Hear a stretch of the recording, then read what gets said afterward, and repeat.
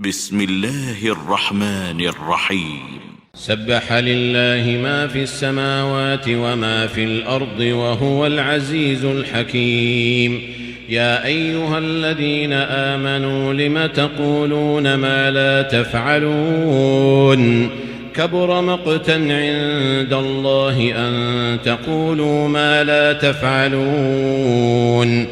إن الله يحب الذين يقاتلون في سبيله صفا كأنهم بنيان مرصوص.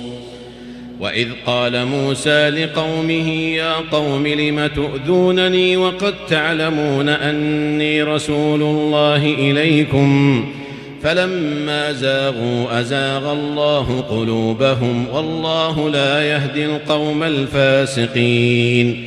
وإذ قال عيسى ابن مريم يا بني إسرائيل إني رسول الله إليكم مصدقا لما بين يدي من التوراة ومبشرا برسول يأتي من بعد اسمه أحمد. فلما جاءهم بالبينات قالوا هذا سحر مبين. ومن أظلم ممن افترى على الله الكذب وهو يدعى إلى الإسلام والله لا يهدي القوم الظالمين. يريدون ليطفئوا نور الله بأفواههم والله متم نوره ولو كره الكافرون. هو الذي أرسل رسوله بالهدى ودين الحق ليظهره على الدين كله ولو كره المشركون.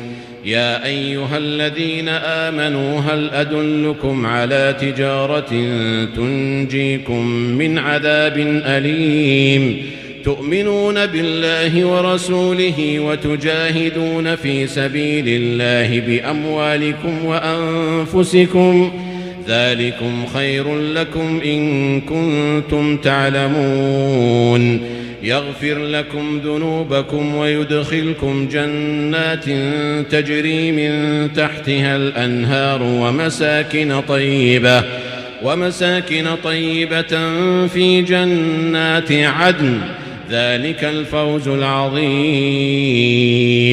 وأخرى تحبونها نصر من الله وفتح قريب وبشر المؤمنين.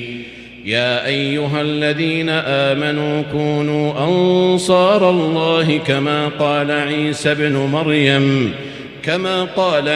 بن مريم للحواريين من أنصاري إلى الله قال الحواريون نحن أنصار الله. فآمنت طائفة من بني إسرائيل وكفرت طائفة